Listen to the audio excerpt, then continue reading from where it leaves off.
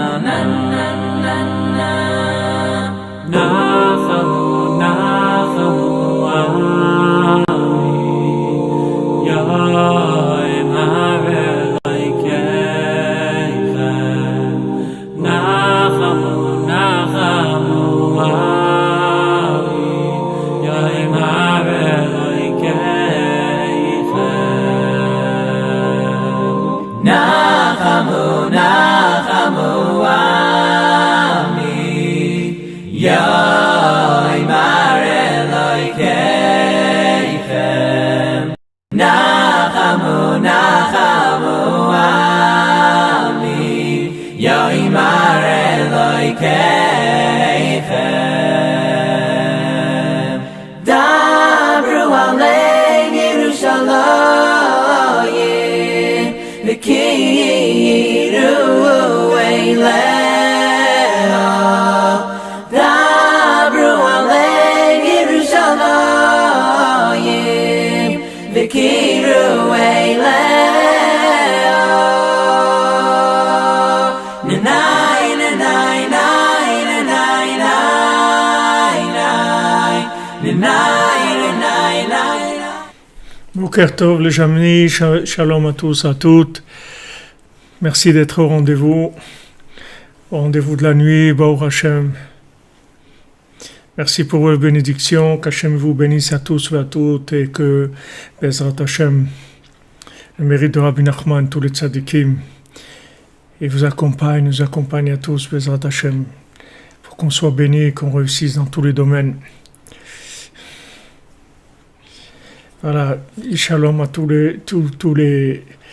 ceux qui sont de l'ordre de la cordonnerie. Asherenu.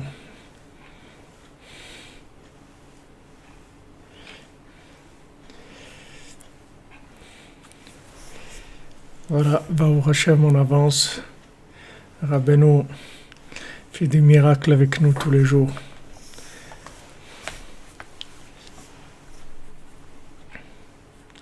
Amen. Alors, Bezrat Hashem, on commence aujourd'hui le deuxième conte, le conte du roi et de l'empereur. D'accord? C'est le deuxième conte des Sipurim Maasiot. Merci David pour l'itkashut à Rabbeinu. Ashrenu. Donc on fait le cours pour la refoua de tous les malades on a cités, c'est au début du cours, et Viviane Bat Emili Assal, et Leoulou Nishmat de Meyer Emile Ben Zmirda, et aussi un monsieur qui est décédé cette nuit, qui s'appelle Avraham Ben Hanina.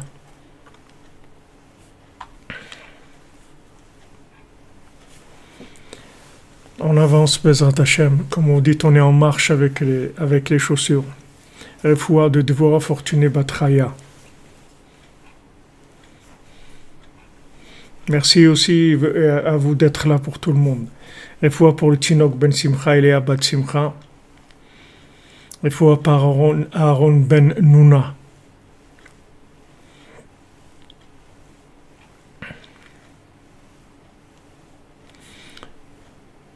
Il y a un écho, ça doit être des écouteurs.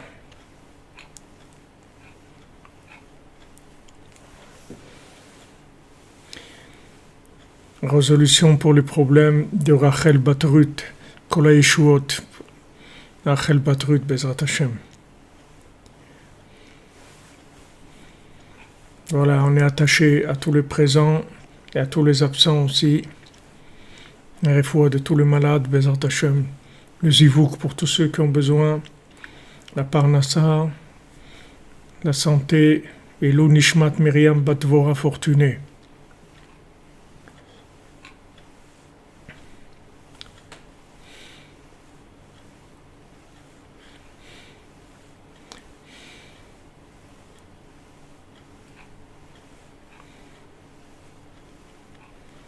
Non, c'est possible qu'il y avait de l'écho. Refoua pour Manuel Abaga. C'est possible qu'il y avait de l'écho parce que c'est le bruit des écouteurs. C'est le son des écouteurs. Normalement, ça doit aller là. Donc on commence Bezrat Hashem Besiatia Dishmaya, le deuxième conte des contes de Shanim Kadmoniot, des années qui sont avant la création du monde. Maaseh Bet Mimelech Vekissar de roi et Kessar de l'empereur. Maaseh Bekessar Echad Shelo Hayu lo Banim. Alors il y a une histoire une fois d'un Kessar, d'un empereur qui avait pas d'enfants. Gambelech Echad lo Hayu lo Banim. Il y avait un roi aussi qui avait pas d'enfants. Venasa Kessar al Haaretz le Shotet le Vakesh. L'empereur il a été dans le monde tourné, chercher. Il a été tourné dans le monde, voir qu'est-ce qu'il pouvait faire. Peut-être qu'il va trouver un conseil, il va trouver quelque chose pour pouvoir, un médicament pour pouvoir avoir des enfants. Le roi aussi, la même chose. Le roi aussi, il a voyagé dans les mêmes intentions. Venizdamnu shnehem lepunda kechad. Et tous les deux, se sont rencontrés dans une auberge. Velo yodim zemize. Et ils ne se connaissaient pas du tout. Veikira kesar ba'melech sheeshlo nimus shel malchut.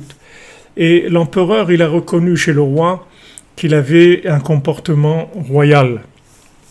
Veshal oto, il lui a demandé, Vehodalo sheu melech. Et le roi, il a reconnu, il lui a dit, oui, je suis roi. Gam hamelech ekir bekesar gamken. Le roi aussi, il a remarqué chez l'empereur qu'il avait aussi un comportement royal. Vehodalo gamken, lui aussi, il s'est fait connaître, il a dit, c'est vrai, je suis empereur. Et les deux, ils se sont avoués l'un à l'autre que, en fait, tous les deux, ils avaient le même problème et ils voulaient avoir des enfants. Et tous les deux, ils ont fait un pacte entre eux, un lien entre eux. Si quand maintenant ils rentrent chez eux, et si quand ils rentrent chez eux, leurs épouses, elles vont avoir, leurs épouses respectives, elles vont avoir un garçon et une fille, de manière à ce qu'ils puissent se marier. Alors ils se marieront entre les deux. Et l'empereur, il a voyagé, il est rentré chez lui, il a eu une fille. Et le roi, il a voyagé, il est rentré chez lui, il a eu un garçon. Et maintenant, l'engagement qu'ils ont pris, le lien qu'ils ont fait entre eux, ça s'est oublié. L'empereur, il a envoyé sa fille pour faire des études. Et le roi aussi, il a envoyé son fils faire des études. Et tous les deux, ils se sont retrouvés chez le même enseignant. Et ils s'aimaient beaucoup tous les deux. Et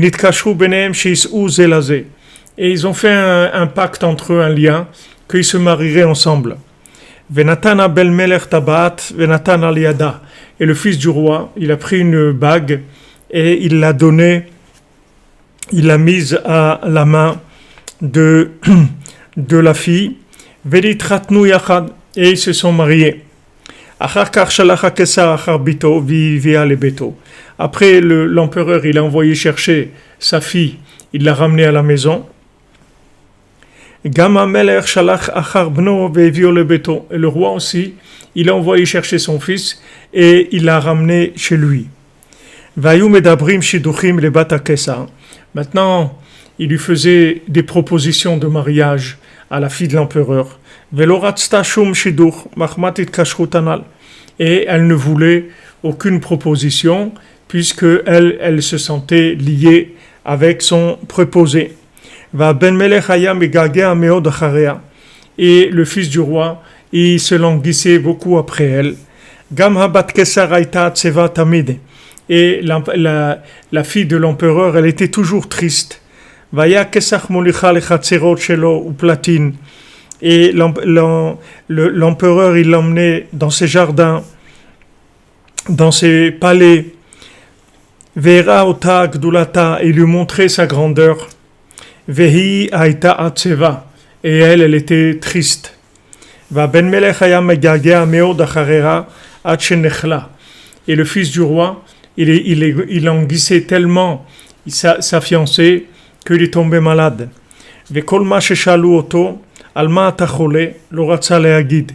Et tout ce que maintenant on lui demande, mais qu'est-ce que tu as? Pourquoi tu es malade? Qu'est-ce qui t'arrive? Il ne voulait pas dire pourquoi. Et ils ont demandé à celui qui s'occupait de lui, peut-être que toi tu peux essayer de savoir qu'est-ce qu'il a. Il a dit, moi je sais ce qu'il a. Parce que celui qui s'occupait de lui, il était avec lui.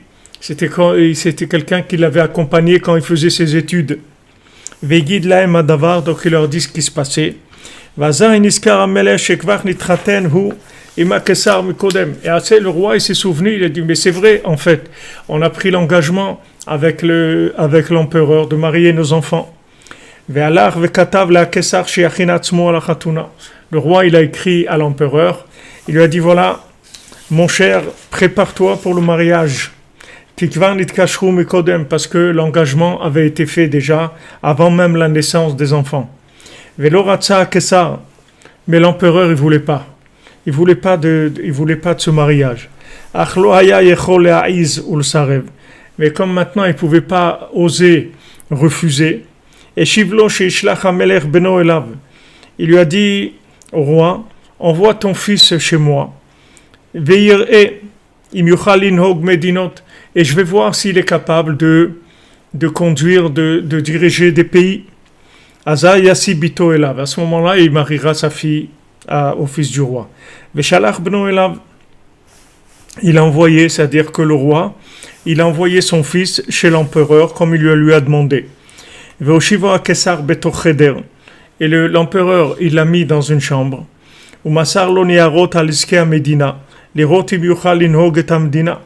Il a dit voilà, maintenant des papiers, des documents qui concernent le pays. On va voir si tu peux diriger le pays. Mais lui, le Ben Melech, lui, où il avait sa tête, et lui, il voulait beaucoup la voir. Il ne pouvait pas la voir.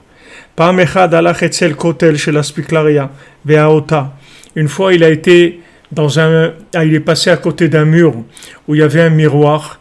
Et il l'a vu, Venafal Khalashut, et il s'est évanoui. Ubata Ayela Veniarto, et elle est venue, et elle l'a réveillé, elle l'a secoué. Vesipralo Shena Rotsa Shum Shiduch Mahmat et Kashrutimo. Elle lui a dit moi je ne veux aucune autre rencontre parce que moi je suis lié avec toi.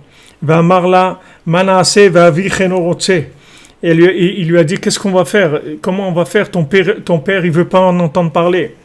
Vamra afalpiken, elle lui a dit malgré ça.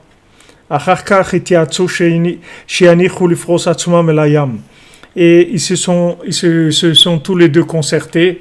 Ils ont dit qu'est-ce qu'on va faire, on va partir en mer tous les deux. Et ils ont loué un bateau au Parsu Bayam et ils ont été en mer, ils ont été donc avec les voiles du bateau, ils sont partis. Après ils ont voulu se rapprocher de la côte, ils sont arrivés sur la côte, et là-bas il y avait une forêt. Ils ont été dans la forêt.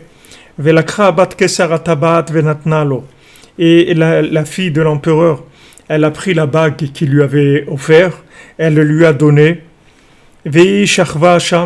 et elle s'est couchée là-bas. Et le roi, il a vu que bientôt elle allait se réveiller. Il a laissé la bague à côté d'elle. Après ils sont partis. Ils ont été vers leur bateau. Après, elle s'est rappelée, tiens, on a oublié la bague. Et elle a envoyé chercher la bague. Et il n'arrivait plus à retrouver l'endroit. Il a été dans un autre endroit. Il a été dans un autre endroit, il ne pouvait plus retrouver la bague. Vaya olech levaksho, memakom lemakom, ad shenit'a velo yechol lachzor.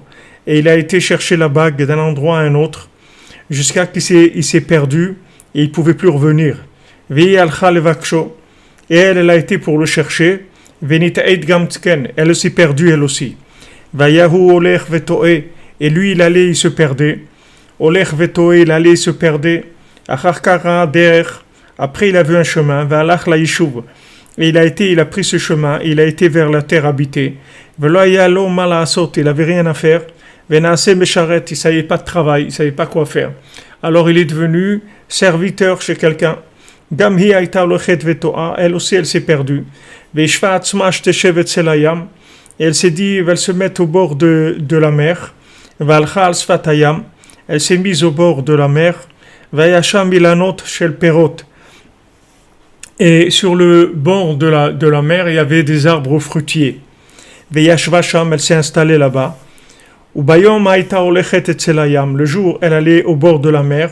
Ulaitimsa ovrim veshavim, peut-être qu'elle allait trouver des bateaux qui étaient de passage.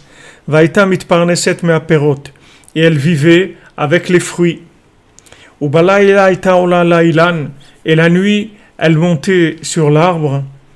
Kedei sheteye nishmeret minachayot, pour qu'elle soit protégée des bêtes sauvages. Vaya ayom, et un jour, Vaya socher gadol muflag meod. Une fois, il y avait un grand marchand, un marchand très très puissant. Vaya lo masa matan bekol haolam. Et ce marchand-là, il avait du commerce, il faisait du commerce avec le monde entier. Vaya lo ben yachid. Et il avait un fils unique. Va socher ayazaken. Et ce marchand, il était déjà âgé. Pa'am echad amar ben le'aviv. Une fois, le fils, il a dit à son père, Ba'asher shata zaken, ve'ani na'ar, puisque maintenant, toi, tu vieillis, et moi, je suis un jeune, ve'anemanim shelcha enam mashgichim klal alai, et les gens qui t'entourent, ils font pas cas de moi du tout. Va'ata tistalek ve'ye nisharek, et toi, tu vas quitter ce monde, et moi, je vais rester vide. Ve'lo eda ma la'asot, je vais pas savoir faire. Bechen ten li sfina, im schora, et donne-moi maintenant un bateau avec de la marchandise et je vais prendre la mer et je vais aller comme ça, je vais commencer à prendre le commerce. Son père lui a donné un bateau avec de la marchandise. Il a été dans des pays, il a vendu sa marchandise. Il a acheté une autre marchandise. Il a réussi. Bioto alayam raot otan hailanot. Et quand il était en mer, ils ont vu ces arbres-là dans lesquels se trouvait la fille de l'empereur. Vesavru sheu yeshuv, ils ont pensé que c'était une terre habitée. Veratza lelech lesham, et le fils du marchand, il a voulu se rapprocher de cet endroit là-bas. Okshenit karvu raou shehem milanot, quand ils se sont rapprochés, ils ont vu que c'est cette âme des arbres. Veratsu l'Arzor, donc eux ils pensaient que c'était une ville ou quelque chose, mais ils ont vu que c'était que des arbres, donc ils ont dit on s'en va. Betorkar itzitza socher, et quand le marchand, c'est-à-dire le fils de marchand, ce marchand-là, il a regardé, il a vu un arbre, et sur cet arbre il a vu qu'il y avait une forme humaine. Vesavar shavu toe atzmo, il s'est dit peut-être je me trompe. Veigid leshar anashim shayusham, il a dit aux autres personnes qui étaient avec lui. Veibitu verau gamken kemar e adam alailan, et ils ont vu qu'il y avait comme un être humain, quelqu'un sur l'arbre. Veitiashvu litkarev lesham, ils se sont dit on va se rapprocher. Veshalchu ish im sfina ktana lesham, ils ont envoyé quelqu'un avec une petite barque là-bas. Veim hayum abitim betoch hayam kedel lekaven et hashaliach, et eux ils observaient dans la mer pour orienter celui qui allait avec la petite barque pour pas qu'il se trompe sur la route. Pour qu'il aille vers l'arbre dont il voulait se rapprocher. Il a été là-bas, il a vu qu'il y avait quelqu'un sur l'arbre et il leur a dit il y a quelqu'un sur l'arbre.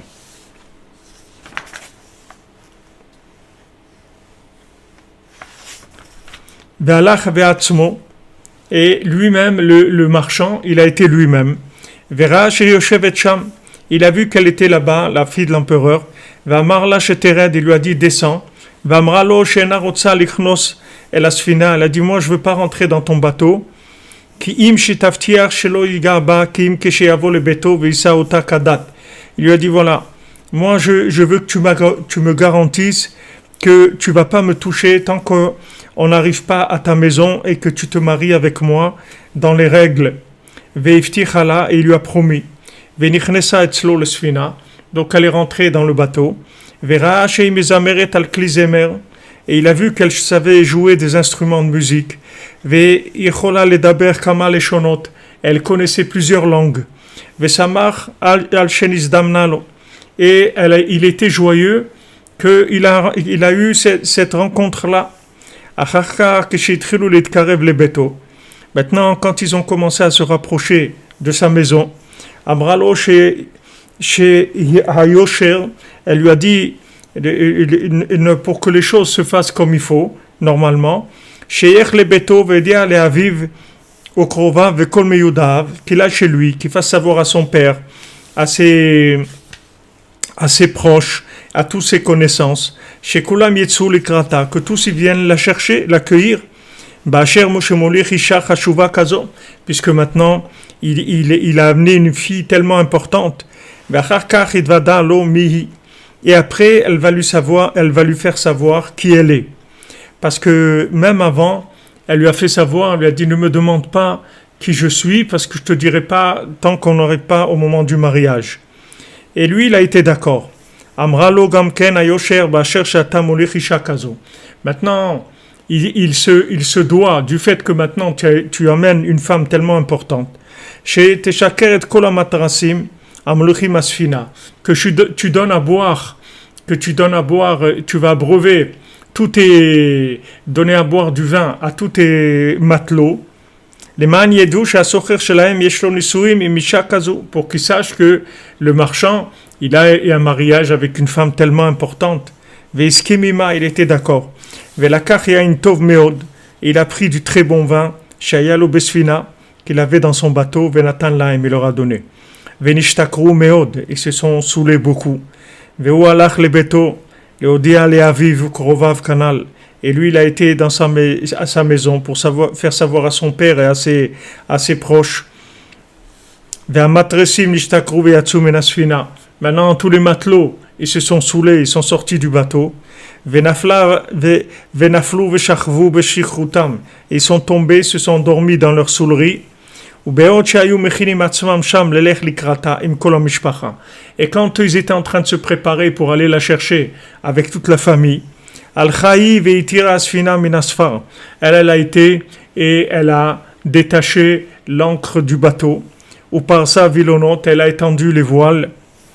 Et elle est partie avec le bateau. Alors maintenant, ils sont venus toute la famille, tous les amis du marchand au port. Et voilà que le Matsudavar, voilà qu'il n'y avait plus rien. Et le père du fils, il était très en colère sur lui. Et lui, il crie et il dit à son père, mais moi je suis venu, je te promets, avec un bateau. Il lui disait, et confiance en moi, je te promets, j'ai amené un bateau avec plein de marchandises. Vehem enam roim davar, eux ils voient rien du tout. Ve'amarlo, il a dit, Tishel amatresim, demande aux matelots. Ve'alach le sholotam, il a été leur demander, vehem shochvim veshikorim, et ils sont en train de dormir sous. Acharkach ninaharu. Après, ils se sont réveillés, Veshal lahem, il leur a demandé, Venam yodim klal ma var alehem, et ils ne se souvenaient plus de rien du tout de ce qu'il leur est arrivé. Rak yodim shevi usfinaim kolanal, ils savent qu'ils ont amené un bateau avec de la marchandise. Venam yodim echanhu, mais ils ne savent plus où il est le bateau. Vechara sorer meod al bneo, et le marchand, il s'est mis très en colère sur son fils. Vegershom beto, il a chassé de sa maison. Et qui ne reviennent plus de voir. Il est parti de tout errer. Il est parti c'est-à-dire il est parti errer. Et elle allait sur la mer. Alors, ça c'est le début de l'histoire. L'histoire, elle est assez longue. Ça c'est le début de l'histoire. Et ouais, il y a beaucoup voilà, le rivage, comme vous avez dit tout à l'heure. Il y a beaucoup de personnages, comme vous dites, dans ce. Il faut pas perdre le fil. Donc, il y a un empereur, il y a un roi. Tous les deux, ils vont pour avoir des enfants. Donc ils sont très, il y a beaucoup d'amitié, il y a beaucoup d'amitié, ils se lient d'amitié. Puisque tous les deux maintenant, ils sont en voyage d'abord, ils sont pas dans leur fonction, donc ils sont tous les deux en voyage, ils sont à la recherche, ils ont les deux un problème, ils veulent avoir un enfant, et donc ils ont le cœur ouvert, ils sont bien, ils sont d'accord surtout ils sont vraiment, tout est de bon cœur, puisque tous les deux ils sont à la recherche de quelque chose, pour eux leur vie n'a pas tellement de sens, ils voient pas ils vont donner leur royauté après, etc. Donc ils sont d'accord que s'ils ont des enfants, ils les marieraient ensemble. Donc ils font ce pacte-là. Et ensuite chacun il rentre chez lui. Il rentre chez lui et il oublie. Il oublie. Mais maintenant, eux, ils se sont engagés. Il y a eu un engagement. Maintenant, cet engagement, il fait qu'il va y avoir des choses qui vont se passer par rapport à cet engagement-là. Il y a eu un engagement. Cet engagement, il va entraîner une providence, c'est-à-dire qu'il va avoir une intervention divine. Que maintenant, d'abord, ils ont eu un garçon et une fille. Donc, comme ils avaient souhaité que maintenant, s'ils avaient un garçon et une fille, ils les marieraient. Donc, ils ont eu effectivement un garçon et une fille. Mais il y a eu l'oubli qui est venu, puisque chacun est rentré dans ses fonctions et ses occupations. Et ensuite, quand ils ont envoyé leurs enfants pour apprendre, pour faire leurs études, les enfants, ils avaient une attirance l'un pour l'autre. C'était quelque chose de naturel, puisqu'il y avait un engagement qui avait été pris. Donc cet engagement, c'est pas rien du tout. Ça fait qu'ils étaient très liés tous les deux. Ils étaient très liés. Et ils ont été jusqu'à même se marier à l'école. Je sais pas quel âge ils avaient. Mais bon, apparemment, quand il devait être adolescent, puisque quand elle est rentrée chez elle, le père, l'empereur, il a commencé à lui proposer des parties pour se marier. Donc le fait que maintenant il y avait un engagement, ça fait qu'il y avait une providence qui les rapprochait. Et non seulement ils se rapprochaient, mais ils s'aimaient, ils voulaient vraiment se marier tous les deux. Mais maintenant, le Caesar, l'empereur, il veut pas. L'empereur, il veut pas. L'empereur, il veut pas donner sa fille au fils du roi. Ça l'intéresse plus. Bien que maintenant, il y a eu un engagement, mais il dit désolé, mais je suis désolé, mais j'ai pas envie. Mais il peut pas lui dire ça directement. Ça se fait pas. Il va pas lui dire non. Alors il lui dit envoie ton fils, on va voir de quoi il est capable, etc. Et donc quand eux ils se rencontrent là-bas, ils décident de partir tous les deux et ils prennent un bateau, ils partent. Maintenant il leur arrive ce qui leur arrive, c'est-à-dire que ils oublient la bague, ils retournent la chercher, etc. Et ils se perdent tous les deux. Et chacun, il arrive là où il arrive. Et pour l'instant, ce qu'on voit, c'est ce qui se passe avec elle, principalement. C'est ce qu'on va voir, c'est-à-dire c'est elle, en fait, c'est le centre de l'histoire. Parce que maintenant, on voit que tout le problème, il va venir de son père, du Caesar, que lui, il veut pas du mariage. Donc le fait qu'il ne veut pas du mariage, ça a quand même une influence sur eux, c'est-à-dire il y a un mauvais œil sur eux, que voilà, ils perdent la bague, et après en fait ils se perdent tous les deux, chacun il va de son côté, ils se perdent, et maintenant il va falloir énormément comme on dit, de tribulations pour qu'ils arrivent à se retrouver. Ça va être très difficile, très compliqué pour qu'ils se retrouvent. Au Hachem, à la fin, ils vont se retrouver et il va y avoir le mariage. Il n'y a pas de problème.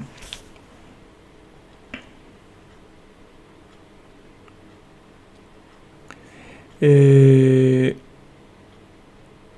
à la fin, bien sûr, ils vont se retrouver et ils vont voyager, ils vont retourner dans leur maison, dans leur foyer à tous les deux, Et Rabbeinu il finit l'histoire en disant Baruch Hashem Leolam, Amen ve Amen. Ça veut dire que bien sûr toute cette histoire-là, ce sont des histoires, c'est-à-dire c'est ce qui concerne chacune d'entre nous dans notre vie, comme le premier conte, comme le deuxième, comme tous les contes, c'est l'histoire de notre vie à chacun. Et il faut savoir que Baruch Hashem, il y a un engagement entre la fille de l'empereur et le fils du roi. Alors la fille de l'empereur, c'est le principe féminin, c'est la malchoute, c'est la bina, c'est la malchoute, c'est la royauté d'Hachem dans ce monde. Et le fils de l'empereur, le fils du roi, c'est le soleil, c'est le côté solaire, c'est le côté de la chorma, c'est le côté de l'intention d'Hachem par rapport à ce monde. Donc dans ce monde, on veut vivre ce yichud-là, cette union-là entre ce monde et l'autre. Et le fait que maintenant, Hachem, il a créé le monde dans cette intention-là, ça fait que n'importe comment que les choses vont se passer, en fait, on va toujours se retrouver. C'est-à-dire que les choses, elles vont toujours venir vers nous pour nous ramener au but véritable qui est de connaître Hachem. C'est la raison pour laquelle on est venu dans ce monde. Alors maintenant, la fille de l'empereur, c'est par rapport à elle qu'il y a plus de problèmes, parce que le problème c'est que son père il veut pas. C'est-à-dire une fois que maintenant la lune elle s'est trouvée diminuée. Elle s'est trouvée diminuée dans ce monde. Alors elle est prise à partie, c'est-à-dire elle est détournée par des forces négatives, comme il dit dans le conte de l'infirme. C'est-à-dire les forces négatives, elles profitent des pieds. Elles se nourrissent des pieds de la lune. Donc la lune, elle n'a pas de force dans ses pieds. C'est-à-dire qu'on voit que même maintenant, tous les deux ils se sauvent parce qu'elle est forte. Elle est beaucoup plus forte que lui, parce que lui, il dit, mais qu'est-ce qu'on va faire? Et ton père, il veut pas. C'est-à-dire, et maintenant, l'empereur, il veut pas. C'est-à-dire, la malchoute, elle a été prise par le côté négatif. Donc maintenant, il dit, le pouvoir, il veut pas. Elle lui dit, malgré ça, malgré tout, c'est pas grave. On y va quand même. On y va. C'est-à-dire que, mais maintenant, elle fait pas les choses en règle. C'est-à-dire, normalement, elle aurait dû faire les choses en règle. C'est-à-dire, les choses en règle. C'est-à-dire, obtenir de son père qu'il veuille. C'est-à-dire elle devait passer par des étapes pour convaincre l'empereur. Si elle avait fait ça, alors elle aurait pu obtenir les choses de façon beaucoup plus adoucie et de façon beaucoup plus normale. Mais elle a vu que son père il était buté, il ne voulait pas d'elle, alors il ne voulait pas de ce mariage, pardon. Donc qu'est-ce qu'elle a fait? Elle a dit, allez on se sauve, on s'en va, c'est tout. Tant pis, ils ne veulent pas, on s'en va. Ok. Comme maintenant ils ont procédé comme ça, il y a eu des difficultés, il y a eu du mauvais œil. Il y a eu du mauvais œil parce que il y a eu de la violence, c'est-à-dire qu'il y a eu de la rigueur. Il y a eu de la rigueur. Cette rigueur-là, elle a entraîné qu'ils se sont séparés. C'est-à-dire que même maintenant qu'ils étaient liés de façon inconditionnelle et absolue, puisque les Bezrat Hashem, à la fin, ils vont se marier. Mais en attendant, il va leur arriver plein de péripéties, des choses qui sont vraiment pas très agréables et qui sont dures à vivre. Mais ça, pourquoi? Parce qu'elle n'a pas fait les choses en règle. C'est-à-dire, si elle avait fait les choses en règle, il n'y aurait pas eu toutes ces choses-là. Qu'est-ce que c'est les choses en règle? Ça veut dire que maintenant, il y a une opposition dans ce monde. Il y a tout le côté de la matière, tout le côté lunaire, tout le côté du corps, de toute la matière. Elle a une tendance à s'opposer à ce mariage avec l'âme, d'accord? L'âme c'est le masculin, puisque le masculin il s'appelle Zachar, il s'appelle mémoire, c'est l'âme, la mémoire de l'autre monde. Maintenant, il y a une tendance de la matière à vouloir refuser le mariage avec l'âme. Mais maintenant, on peut prendre un bateau et s'en aller. C'est-à-dire, comme on dit, on peut mettre les voiles. Mais il faut savoir que quand on va mettre les voiles, il va y avoir des difficultés. Parce qu'en fait, ils ont perdu la bague. Et en cherchant la bague, ils se sont perdus. La bague, c'est ce qui les liait. C'est-à-dire, c'est le lien qu'il y avait entre les deux. C'est la bague qui les liait à tous les deux. Maintenant, ils ont perdu leur bague. C'est-à-dire que la bague, elle s'est perdue. Maintenant, elle, à un moment, elle lui a donné la bague à garder. Et ça aussi, elle aurait dû, elle, garder la bague. Elle n'aurait pas lui donner la bague à garder à lui. On essaiera de voir après, Bezat Hashem. Je vous préviens que c'est une histoire qui est dure à ouvrir. C'est-à-dire, on voit que, d'après les explications, c'est pas une histoire qui est facile à ouvrir, comme les autres contes. Par exemple, le cordonnier et tout, chaque mot, vous pouvez l'ouvrir, ça danse, c'est très très facile à ouvrir. Mais là, cette histoire-là, elle n'est pas facile à ouvrir, mais Bezat Hashem, avec la cordonnerie, avec la force de la cordonnerie, on peut tout ouvrir, Bezat Hashem. Oui, Bezat Hashem, notre bateau il va arriver à affronter. Alors maintenant, qu'est-ce que vous ramenez Jonas. Oui, qu'il a pris un bateau, il voulait l'empereur, c'est le pouvoir d'Hachem l'empereur, il représente le pouvoir, oui. L'empereur, en hébreu, c'est Késar, le César, c'est-à-dire c'est la matière. Maintenant, la matière, elle est liée. Merci, Madame Gavali, c'est gentil, mais c'est avec vous, c'est avec nous tous. C'est avec nous tous qu'on va y arriver. Maintenant, si vous voulez, il y a eu un engagement, c'est-à-dire que maintenant, quand Hachem il a diminué la lune, il y a un engagement qui s'est fait. Il n'a pas dit à la lune bon, écoute, c'est terminé pour toi. Pas du tout. Il a diminué la lune et le but d'avoir diminué la lune, c'est pour qu'elle arrive à éclairer encore plus que la lumière du soleil. Parce qu'une fois que maintenant la lumière du soleil va passer par la lune, elle va être plus grande que si elle n'était pas passée par la lune. C'est le principe du mariage, c'est-à-dire que maintenant, quand il y a le mariage, alors ça fait grandir tous les deux grandissent. C'est-à-dire que l'homme, lui, grandit parce qu'il a trouvé la fille de l'empereur. Et la fille de l'empereur, elle a grandi parce qu'elle a fait trouver le fils du roi. Elle a trouvé la mémoire de l'autre monde. Donc, ensemble, ils font des choses extraordinaires. C'est le fait qu'ils travaillent ensemble. Mais le fait maintenant de pas suivre la méthode, c'est-à-dire de vouloir brûler des étapes, ce sont des choses qui amènent de grandes difficultés. Et quand on est après dans ces difficultés, c'est pas sûr du tout qu'on va y arriver. Ici, Baruch Hashem, on va y arriver, il n'y a pas de problème. Mais quand on rentre dans les difficultés, on se trouve dans des moments qui sont très très obscurs, parce que le fait que maintenant on force les choses, le fait que maintenant on veut forcer le corps, ou on veut forcer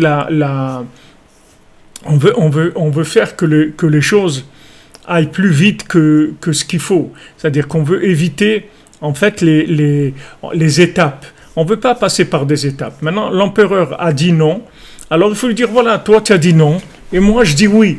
Maintenant, elle aurait dû lui dire, regarde, c'est vrai que mon père, il ne veut pas. Mais regarde, Bezat Hashem, on va arriver. Je vais le convaincre. Je vais lui parler. Je vais l'amadouer. Je vais lui dire comme quoi tu es quelqu'un d'extraordinaire.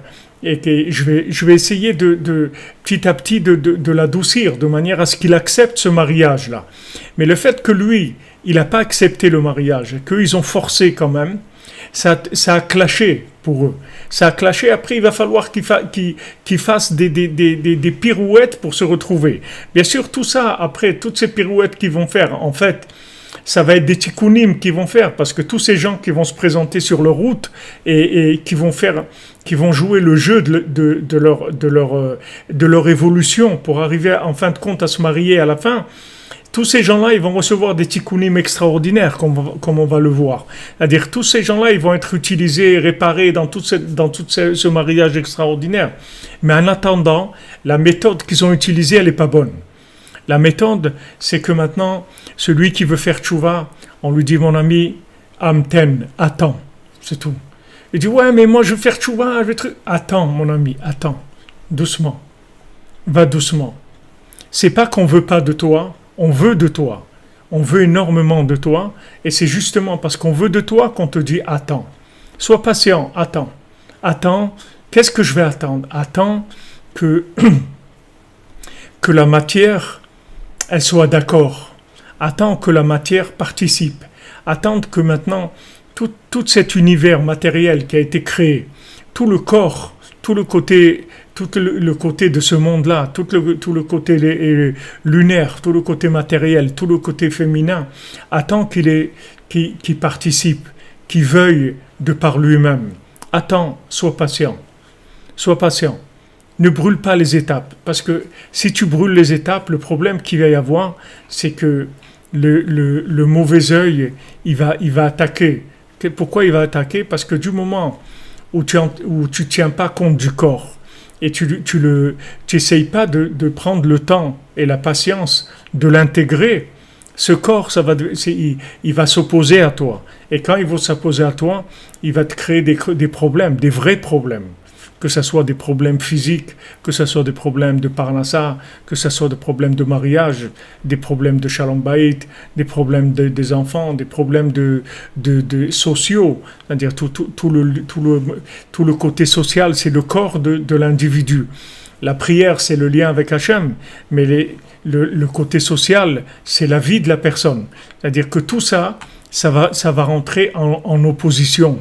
Donc et c'est pas évident. C'est-à-dire quand maintenant tout le côté, si vous voulez, de la structure s'oppose, c'est très difficile. La personne, elle se trouve en clash. Et quand c'est beaucoup plus dur de revenir d'un clash que d'avoir la patience d'attendre que les choses évoluent.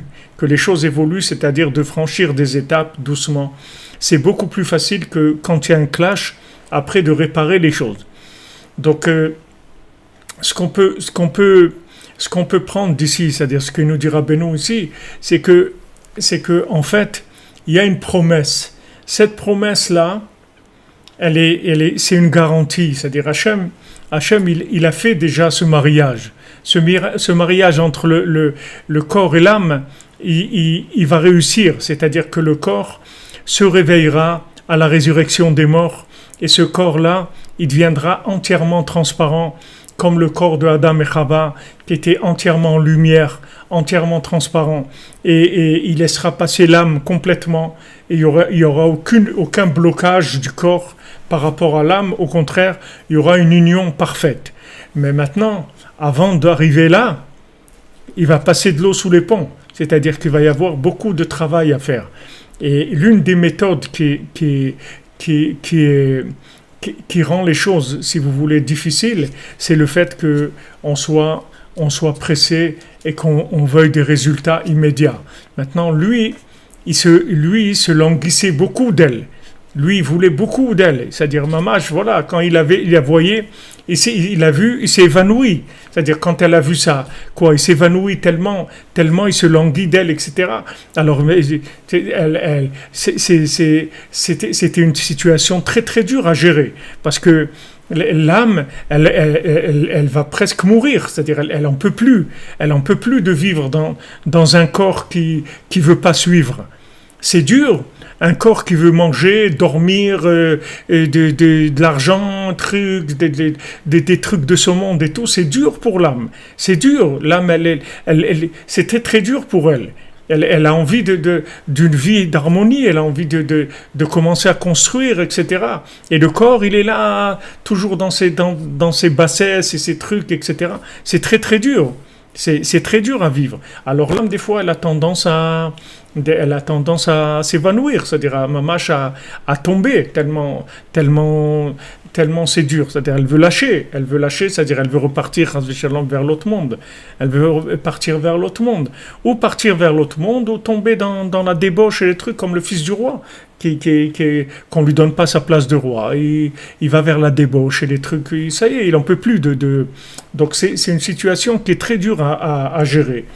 Et le seul conseil que Rabbeinu il nous donne, quand Rabbeinu nous a dit, les deux derniers mots que Rabbeinu l'a dit, pas voler, doucement, doucement, ça veut dire que maintenant, dans cette attente-là, ne croyez pas que cette attente, c'est une attente vaine, c'est une attente pendant laquelle il ne se passe rien du tout. Au contraire, pendant cette attente-là, on va construire l'intégration du côté de l'empereur, c'est-à-dire du côté du pouvoir, du côté de la matière. Tout ça, ça va s'intégrer dans le spirituel. Et c'est ça qu'on a besoin. On a besoin que maintenant, toute la matière s'inclue dans le Shem. Parce que si maintenant, l'âme, elle ne fait que goûter un tout petit peu à la matière et après elle veut s'en aller. Elle dit non, voilà, moi j'ai pas envie de commencer à rentrer dans la matière. Moi je veux étudier toute la journée, je veux pas travailler, j'ai pas envie de me marier trop tôt non plus parce que bon, après d'avoir un foyer, des enfants, il faut assumer tout ça. Moi j'ai pas envie, j'ai envie. Mais ça vaut rien du tout. Ça vaut rien du tout.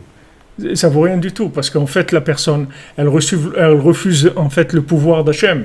Elle a envie de remonter vers sa racine solaire, vers son côté masculin. Elle refuse complètement le travail, c'est-à-dire le tikkun. Alors maintenant, le fait d'être pressé aussi, c'est une façon de refuser le tikkun aussi. Parce que, en fait, de cet empereur-là, ils n'en ont rien à faire de ce qu'ils pensent. Ils n'en ont rien à faire. Eux, ils veulent se marier, c'est tout. Maintenant, l'empereur, eh bien, débrouille-toi, c'est tout. Fais ce que tu veux. Moi, je vais me marier, c'est tout. Mais cette attitude-là, elle n'est pas bonne. Cette attitude, elle n'est pas bonne. Parce que vous ne pouvez pas ignorer. Vous ne pouviez pas ignorer. Comme il nous disait souvent le Rav Besançon, chez Riesh, chez le Rav Shlema, Israël Yitzhak Ben Fortuné. Il nous disait, ne laisse pas tes valises sur le quai de la gare parce que tu vas revenir les chercher. Ça ne sert à rien que tu te sauves sans tes valises pour te sentir plus léger. C'est sûr, quand tu as 5-6 valises à porter, il faut que tu montes les escaliers du train, tu redescends, tu les remontes, tu redescends. C'est dur de descendre, monter, porter les valises et tout. Mais sache que si tu les laisses sur le quai de la gare, tu vas revenir les chercher. Tu seras obligé de revenir les chercher. Et pendant tout ce temps-là que tu es parti sans tes valises, comme on dit, tu as voulu te faire la malle, c'est-à-dire tu as voulu... et pendant ce temps-là, tu vas te faire attaquer par le mal, par tous les trucs négatifs qui vont essayer de te détruire, parce qu'en fait, comme tu n'as pas tes valises, alors ça veut dire que c'est pas un véritable pouvoir. C'est pas un véritable pouvoir, c'est un pouvoir fictif que tu as. Parce que tant que tu n'es pas arrivé à intégrer ton corps et tout ce qui est féminin, tu n'es pas arrivé à l'intégrer dans le but, en fait, tu n'as pas réussi ton travail. Tu es en train de fuir le travail. Maintenant, il y a des gens qui fuient par le bas et il y a des gens qui fuient par le haut. Celui qui fuit par le bas, c'est celui qui tombe dans la perversion, etc., dans l'exploitation de ce monde, etc. Ok, l'âme, elle se fait acheter et elle tombe. Amen. Merci Poème Jardin. Qu'Hachem vous bénisse et vous protège à vous aussi et que Bezrat Hachem vous participez à l'agrandissement de la Yeshiva des Cordonniers et que Rabbi Nachman vous accompagne toujours dans ce monde et après 120 ans dans l'autre monde, Bezrat Hachem. Vous soyez toujours dans la Yeshiva des Cordonniers. Vous comprenez? C'est-à-dire que maintenant, il y a deux façons de fuir. Il y a les gens qui fuient en tombant sous l'égide du corps, c'est-à-dire que l'âme, elle refuse complètement son travail et elle tombe complètement dans les vouloirs du corps. Et il y a une autre façon de fuir qui est de monter plus haut que ce que le corps peut suivre, d'aller plus vite que la musique, c'est-à-dire que de vouloir forcer le corps, de vouloir aller plus loin. Maintenant, forcer le corps, c'est pas que physiquement lui imposer des jeûnes ou des choses comme ça qui vont le casser. C'est pas uniquement ça. C'est en fait exagérer si vous voulez c'est-à-dire ignorer la matière qui nous concerne. C'est-à-dire on est tous concernés par de la matière.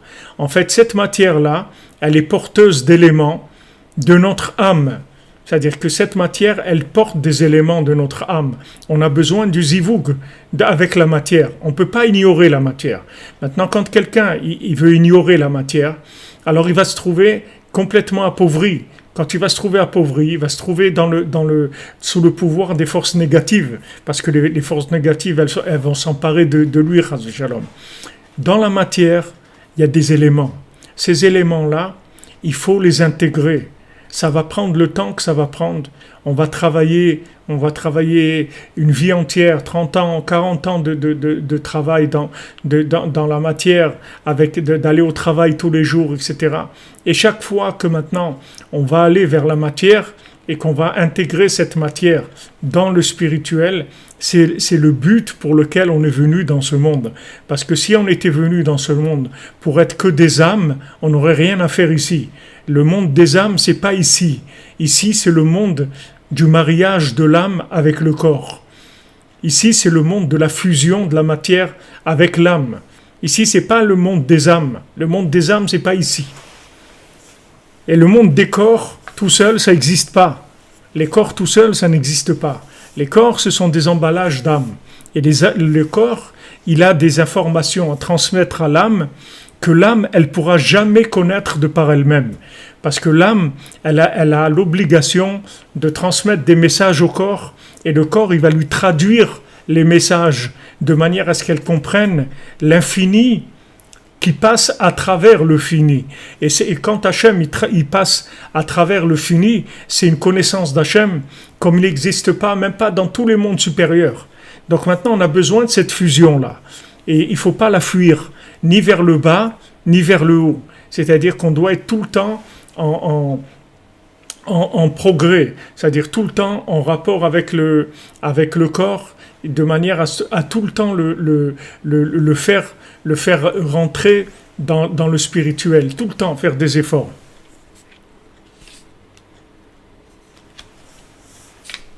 Merci Yehuda Genassia, qu'Hachem vous bénisse. Refoua Shlema au Aaron Ben Nouna, notre nouveau cordonnier, Refoua Tanefesh, Refoua Tagouf, et vous aussi Yehuda, une bonne santé. Vous comprenez? On peut pas nier la matière. C'est pas quelque chose. Si on nie la matière, elle nous rattrape. C'est-à-dire ce qui s'est passé pour eux. C'est-à-dire que ils ont nié l'empereur. Ok, tu veux pas, tant pis, on s'en va, c'est tout.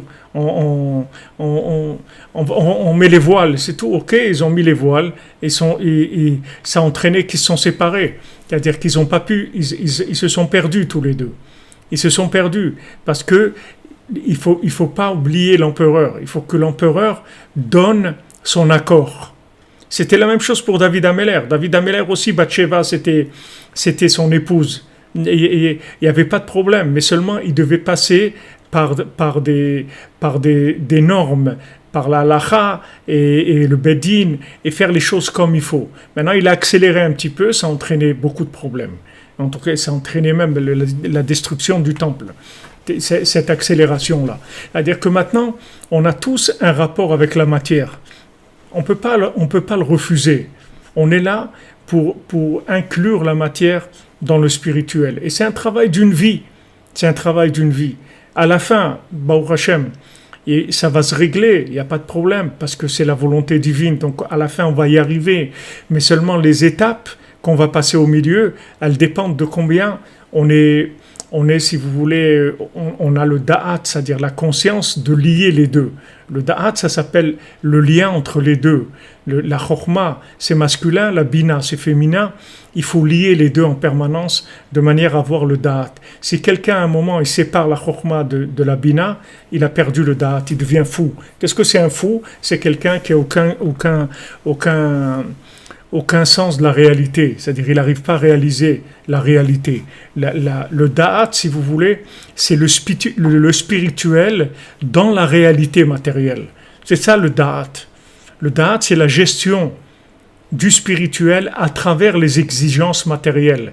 Et on passe par les exigences matérielles et on inclut les exigences matérielles dans le spirituel. Ça, c'est notre travail. Non, on ne peut pas fuir le problème. Exactement, le yichud, c'est la chose la plus élevée qui existe.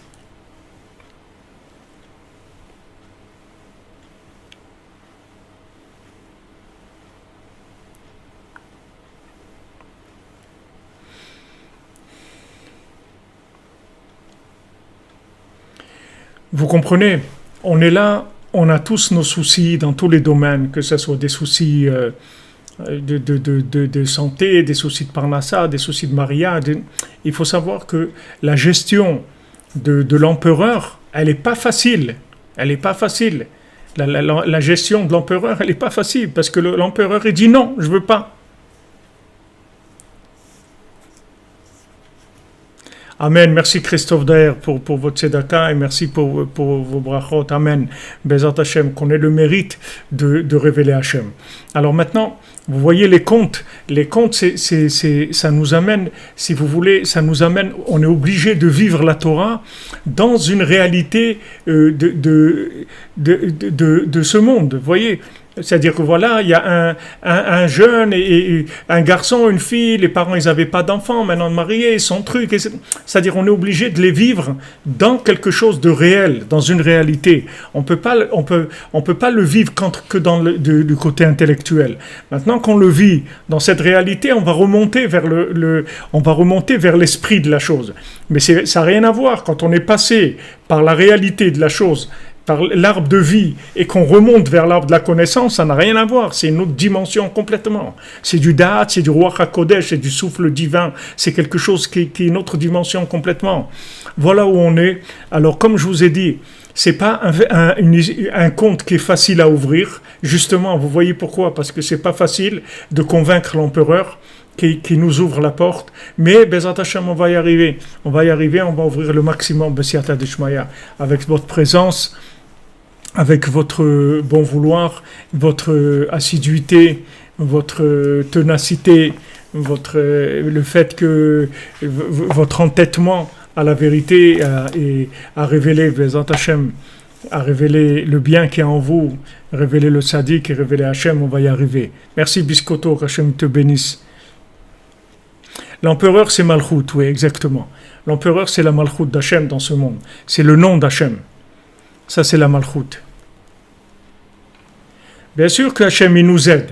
Tout le système, il nous aide à ça. Vous voyez bien que maintenant, Hachem, il a fait que tous les deux se sont trouvés sans enfants, qui se sont rencontrés, qui se sont engagés. Après le fait qu'ils sont engagés, les deux enfants, ils étaient attirés, ils sont même engagés à se marier, tout ça, c'est Hachem, il aide énormément. Toute la bria, elle aide. Seulement les individus, ils veulent aller trop vite, c'est-à-dire ils veulent monter tout de suite en haut, ils veulent aller vers le haut, vers des choses qui sont beaucoup plus kiffantes spirituellement, etc.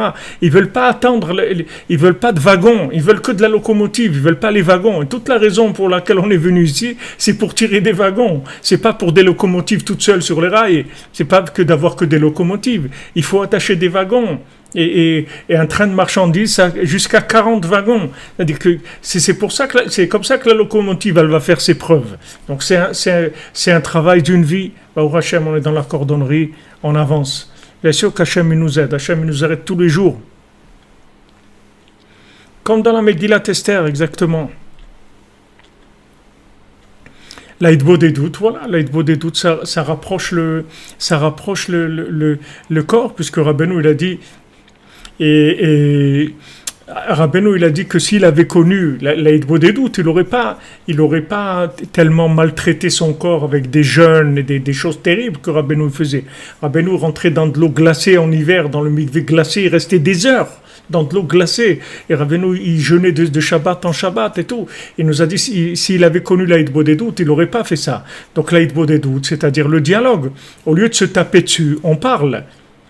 C'est comme entre les gens, au lieu de se disputer, de commencer à se déchirer, on parle, c'est tout. On s'assoit et on parle. On dit, regarde mon ami, qu'est-ce que tu veux? Qu'est-ce qui ne va pas? Il dit, ouais, moi, ça, ok. Alors, qu'est-ce que tu proposes? Comment on peut... Moi, je suis d'accord de faire un effort. Qu'est-ce que tu proposes? Et bien, voilà, moi, je voudrais... Ok, d'accord, alors on va essayer comme ça. Il y a un dialogue, oui. C'est la même chose qu'entre les individus. Si on arrivait à se mettre à table et à parler au lieu de se déchirer, alors le Mashiach il serait venu depuis longtemps. Mais c'est la même chose nous avec notre corps, on veut le déchirer, on veut qu'il nous suive de façon complètement soumise et sans avoir rien à dire, etc. On lui fait violence. Rabbeinu dit que c'est pas ça qu'il faut. Il faut parler avec lui. C'est-à-dire il faut parler avec Hachem. Chaque fois qu'on parle avec Hachem, le corps, il ressent la présence divine et il s'inclut dans Hachem.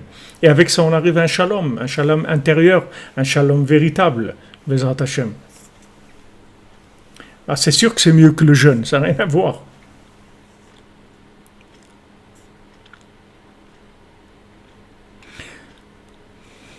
Il faut juste prier. Vous pouvez faire des efforts, mais il faut que les efforts ils soient toujours enveloppés dans la prière.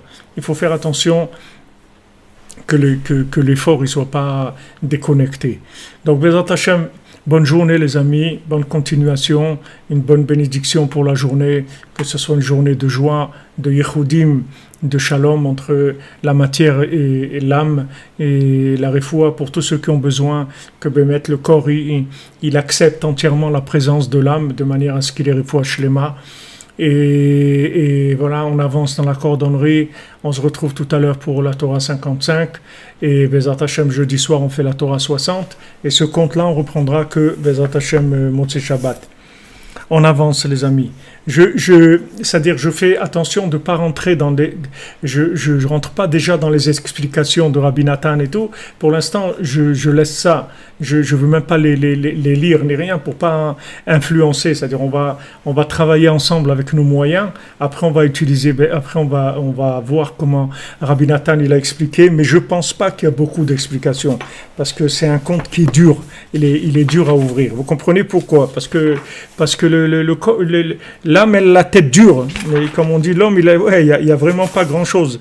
Il y a 2 pages, c'est tout, d'explications. Il y a vraiment pas beaucoup d'explications.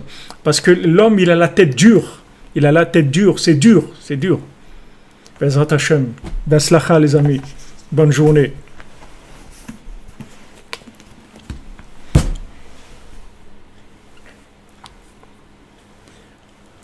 Amen, amen, que des bonnes choses, que vous soyez tous en bonne santé, que vous m'annoncez des bonnes nouvelles, que vous êtes entièrement guéris et que vous dansez et que vous êtes au top, Bezrat Hachem. Merci. Merci les amis, merci.